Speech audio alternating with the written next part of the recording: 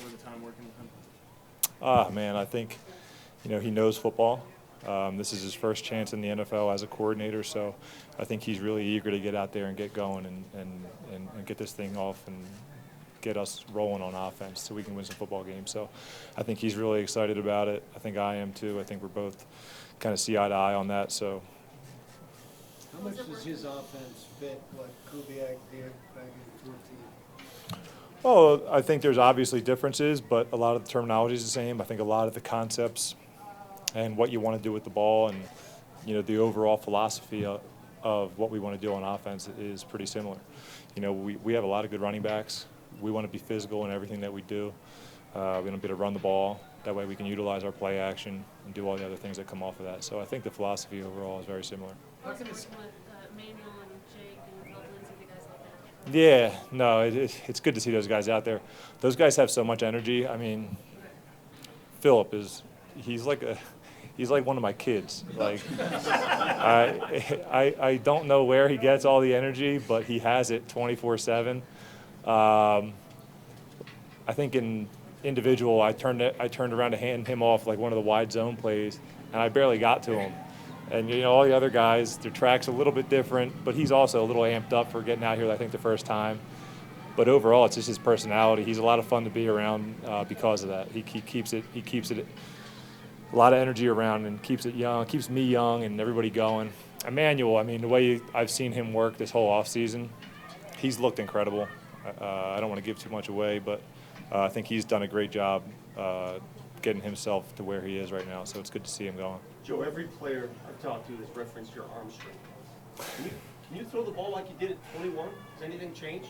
I don't think so. I think I think in terms of all of that, I throw the ball better. Since the time I was, that age moving forward, it's been the only thing I've had to do is throw a football. So I think if anything, I've gotten better. I don't know about the arm strength thing. I don't necessarily worry too much about how far I'm throwing the ball, but I think the rhythm of it all, the accuracy, all that's gotten better. I think for all the other guys to talk about my arm strength is just an easy point to talk about, to be honest with you. So that's probably why they talk about that a little bit. How much can the scheme help you as you make the transition to a new team, new everything, that this scheme seems to fit your strengths? That's what John Owen was telling us yesterday. He really thinks the scheme, wherever you are in your career, can fit. No, I mean, I completely agree. I think that's definitely something that matters. How much, who knows, but, I think we got a bunch of good players and a scheme that fits, the kind of guys that we have, not just myself. So I'm excited about that and to see where we can take it. What do you think of the skill group here compared to the group that you played with for your whole career? Well, you're trying to set me up, man. I think I've been fortunate to play with a lot of really good guys, and I've only been here for a couple months, but this group is a special group. It's no different. Got a lot of good running backs, good wide receivers, some skill at the tight end position. A lot of those guys can do everything. Some youth up front on the offensive line. A lot of guys that are ready to get after it, strong guys that know what they're doing and can play physical. So now we just got to take this camp and kind of, you can kind of see what Vic's doing, preparing us for a long season and to be a team that's going to win in the fourth quarter. So I think if we can, embrace that grind a little bit over the next couple months is really what it is. Then we can really utilize all that talent that we have. Joe, John, one of the early periods, in a way, you and Flacco were kind of in a group. His eyes is obviously on everybody. Is it any harder playing quarterback than John Elway's? You don't think about it. A lot of that stuff, you don't think about it in that way. I mean, for me, I grew up watching John Elway. So there's, while we're kind of colleagues now and, we're sharing the same field, there's still a little bit of that kid in you that, oh, man, John Elway's standing right next to me. So you try to act as normal as possible and shoot the breeze and just act like you're a normal person. But what's that?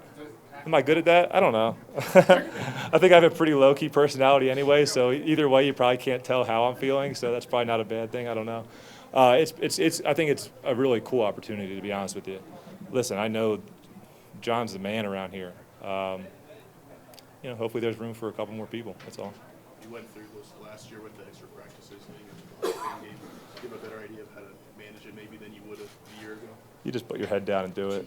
I think there's different philosophies about everything. Last year we got eased into it, and I really don't think too much matters besides putting your head down and doing what's asked of you with a lot of energy every single day. And then when you look up at the end of the day, you'll be where you want to be. So I think we're all going to follow Vic's lead on that, and that's as far as it goes. Does coming to a new place in the middle of your career rejuvenate you in any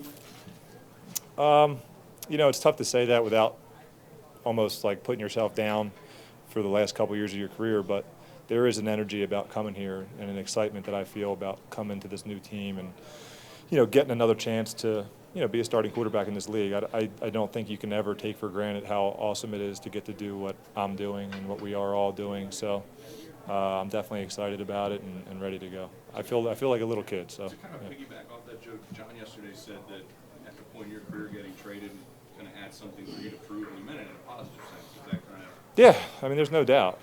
Listen, I feel like I got a lot left in the tank, and I feel like I can do a lot more than I've, really shown over the course of my 11-year career. So I'm excited that I'm going to have the opportunity here to do that. Where is the even keel part of the personality? Because Coach said he actually appreciates that from your leadership, that when you're going good, they call you Joe Cool, but maybe if you're losing, it seems disinterested, but it actually can help you being even keel. I don't know. It's just the way I was brought up. It's not that I don't have emotion in me, and obviously you can be mistaken for care and all those different things, but it's the way I was brought up, and I'm really not very good at being anybody else but myself.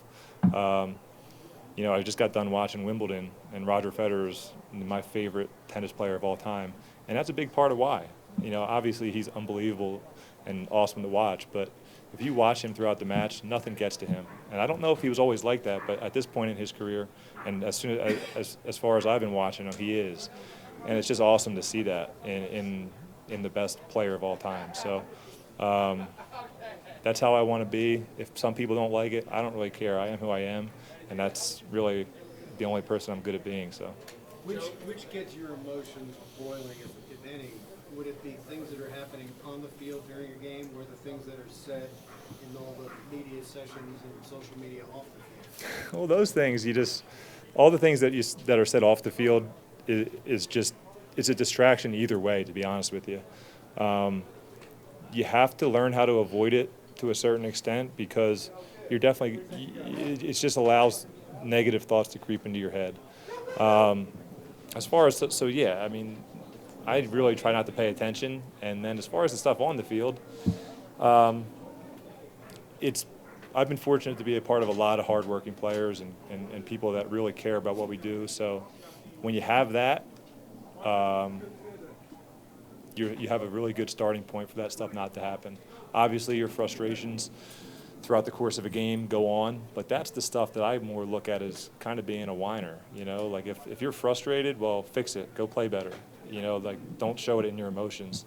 So I think that's kind of how I see that stuff sometimes. Like, oh man, things aren't going for you, so now you're going to complain. And I don't want to look like that, or I don't want the people that I care about to look at me and say, stop being a baby, So I want the most out of my guys. I want to know that my guys are giving 100%. And when that's not happening, then that's the opportunity you have to get fired up a little bit and let the guys know, hey, your head better be in this, and it's going to take all of us to get this thing done. A few more for Joe. Has your family had the opportunity to all move out to Yeah. Denver, and have you just life-wise, how has the transition been there? No, awesome. Everybody's out here. Everybody's excited about it. Everybody's back at home. I called my wife before practice today. My daughter's wearing some little Denver get-up, and it's a lot of fun for everybody. I think we're all excited about being out here. Joe, what's the key to good cadence? Good cadence? Yeah. Well, the key to good cadence is going out there and, when you really are able to utilize every different cadence, it can be a huge weapon as an offense. And I think the key for us is to go out there and not be complacent with just going on the same cadence every time right now, because it might make practice look bad if we jump off sides one time or if we false start, things like that. I think we got to really push ourselves, through this time of the year, so that when we get in the game, it's just second nature for that stuff to happen, because it really will help us out. Last one here. My throat. I don't know. Have you heard me? Do I or do I There's sound? no music out here. You're saying I sound good or bad? You sound great. I guess when you're 34, you get a big, deep voice. I don't know. I'm not like a freshman in high school anymore, trying to make up for my lack of voice. Thank you very much, Yep. Joe. Thanks, guys. Yep. Okay.